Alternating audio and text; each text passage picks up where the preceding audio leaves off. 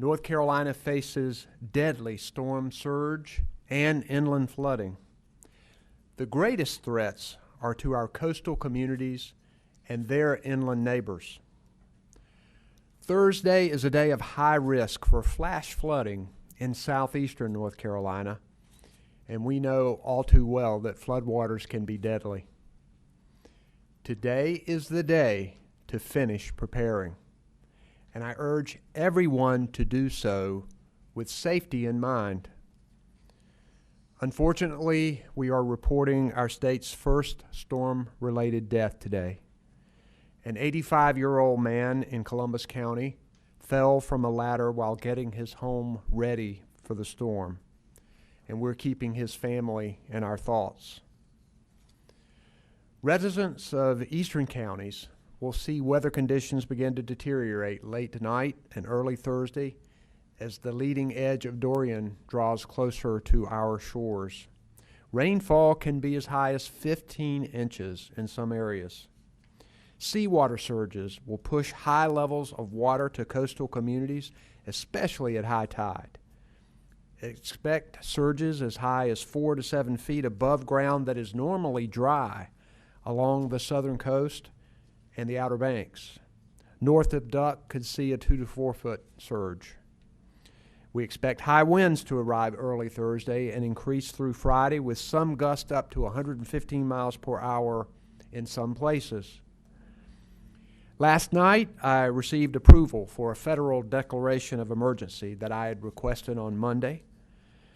The federal declaration will speed up federal aid coming to the state, including bringing more help from FEMA and more military personnel and resources for our preparation. There is a mandatory evacuation order in effect for our state's barrier islands, and in total at least 12 counties have issued partial or full evacuations. North Carolinians are used to facing storms, but please don't let familiarity get in the way of good judgment. If you're in an area where an evacuation has been ordered, leave now. Follow the directions of your local officials. Don't try to ride it out. It's not worth putting your life at risk or endangering first responders who might have to save you.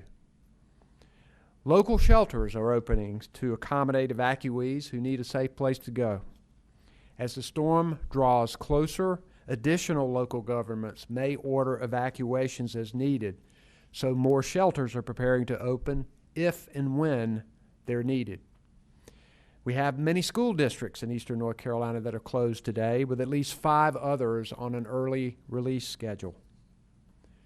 With so much happening, it's important for people to have a trusted storm-related information source. I want to thank the media for providing much of this information to people. And North Carolina has several resources to help you, both before and after the storm passes. They include readync.org, drivenc.org, and we have a 211 hotline that is open today.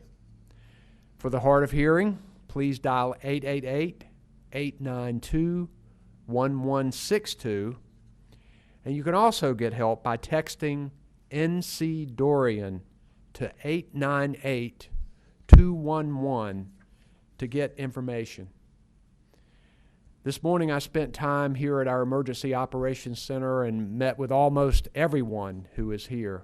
An incredible operation with local, state, federal officials, nonprofit, private companies, all working together to make sure we are ready for this storm. And I'm so grateful for the people who work here and who are working all across the state to make sure North Carolina is protected.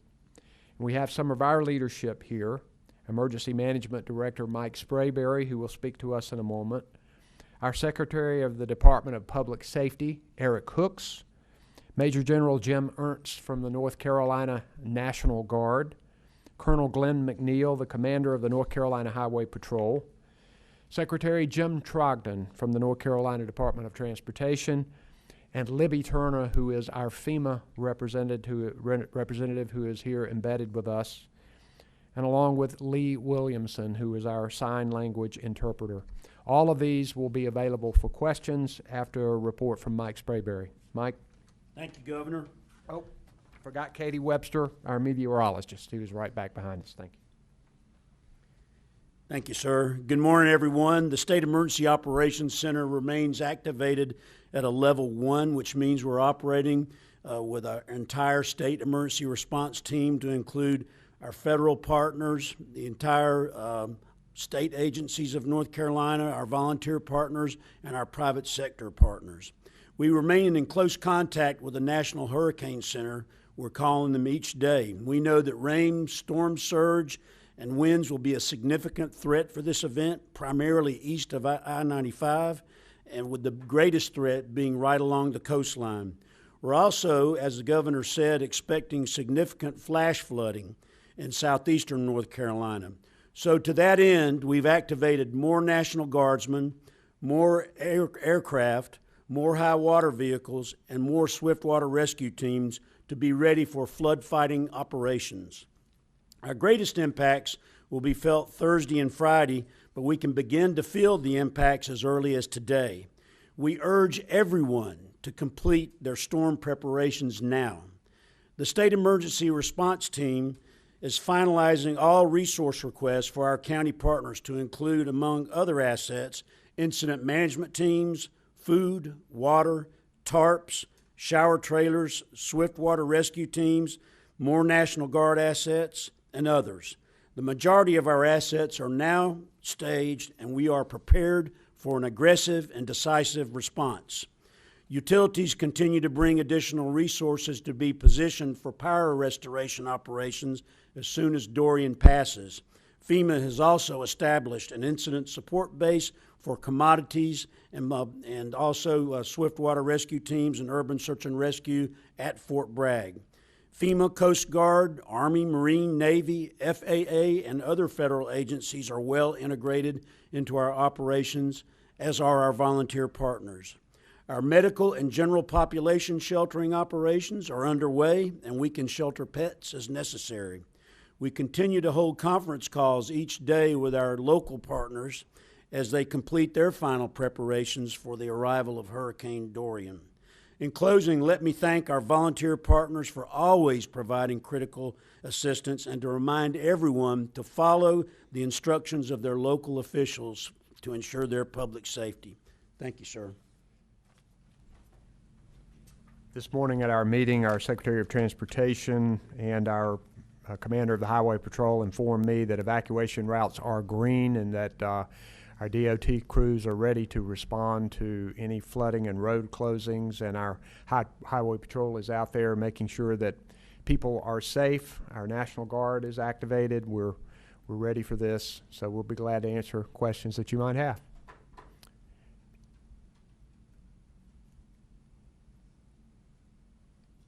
Lenny. Thank you, Governor. A lot of people have been asking us how to volunteer, how to give back, how to help those in need, especially since this is the third major storm we're seeing in 3 years here in our state. We have amazing volunteers in North Carolina, people of faith who are ready to respond, and we actually coordinate that volunteer effort, which we call our Voluntary Organizations Assistance Team, VOADs we call them. Also, financial contributions are very helpful. On the governor's website, you can contribute to the North Carolina Disaster Relief Fund, which will be activated for this storm. It has provided significant help to people in the past. We know that our local shelters are going to need help, but the Red Cross is doing a lot of that.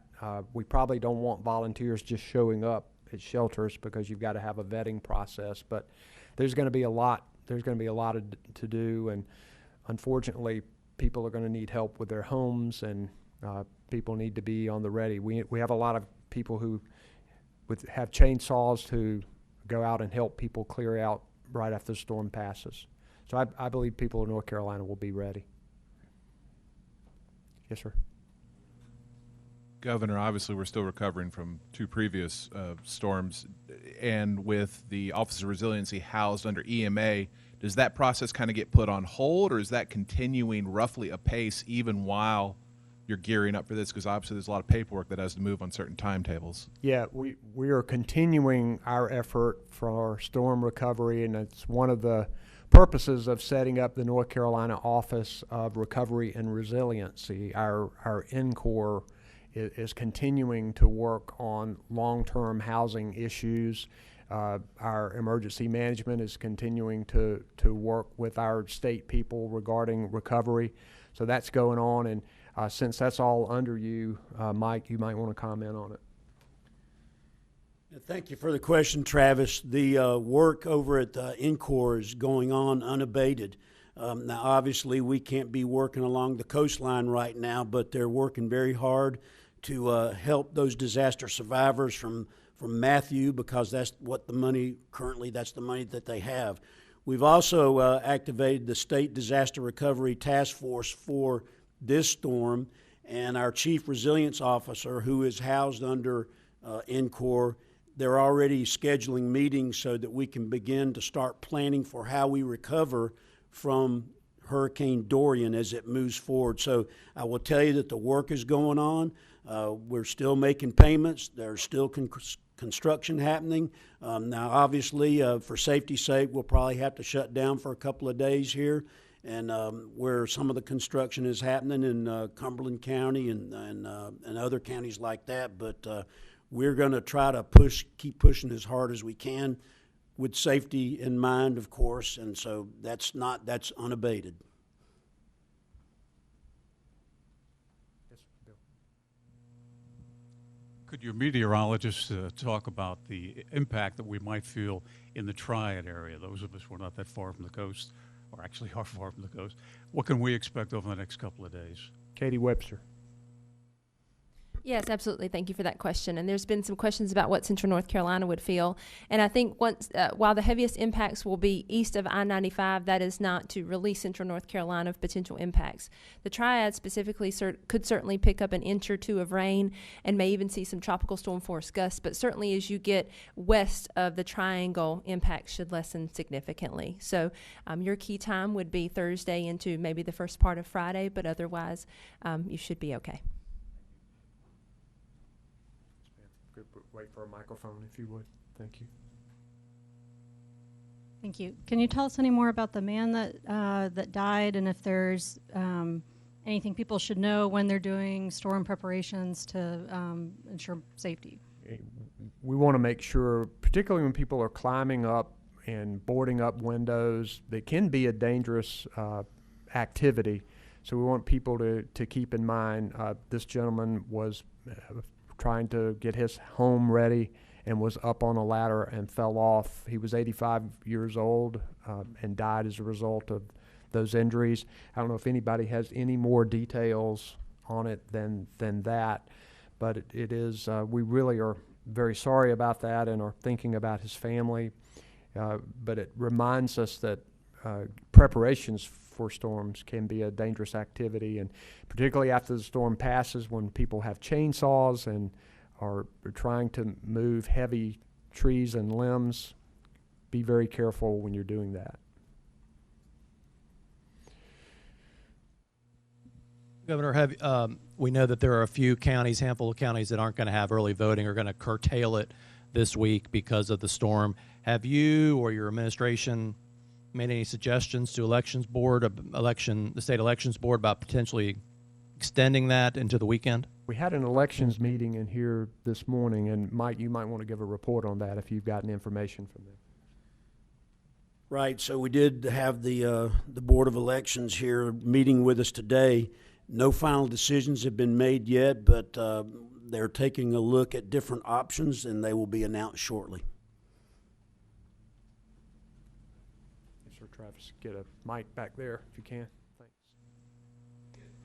On National Guard activated and rescue teams, total rescue teams in the field are ready to go into the field, if you have that number. General Ernst, you want to do it? Good morning. My name's Jim Ernst. I'm Deputy Adjutant General for North Carolina.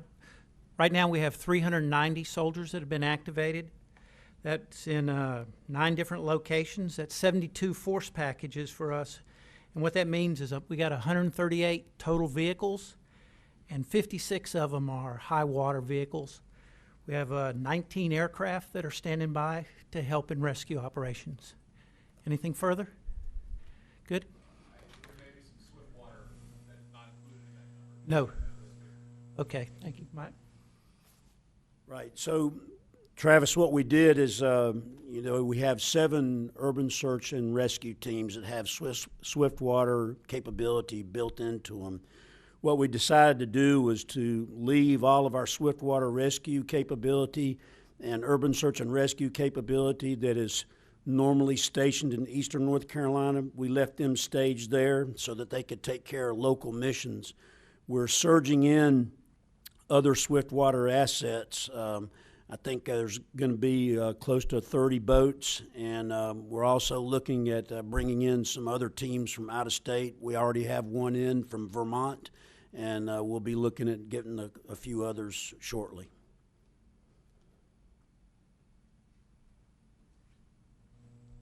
Governor, at this state shelter in Durham, the Red Cross believes that that shelter will fill up with evacuees. Has the state identified any other locations in this area? Yes, one of the things we learned from Hurricane Florence is that we do need mega shelters to help with overflow from local shelters. The shelter at North Cape Mall we're looking at. Also, there is another building there, which is an old Macy's that they're working on right now. I know there have been some conversations with the Friday Center, potentially. Right now, I think those are the 2 places. Will you agree with that, Mike? Yes, sir. Yeah, those are the 2 places that we're looking at. So they're preparing that other place at North Cape Mall. Just the logistics, making sure we got the parking and places for people to go. Any other questions? So we will have a briefing tomorrow. I don't know if we will have another one today. It depends on what happens, so we'll let you know. Thank you very much.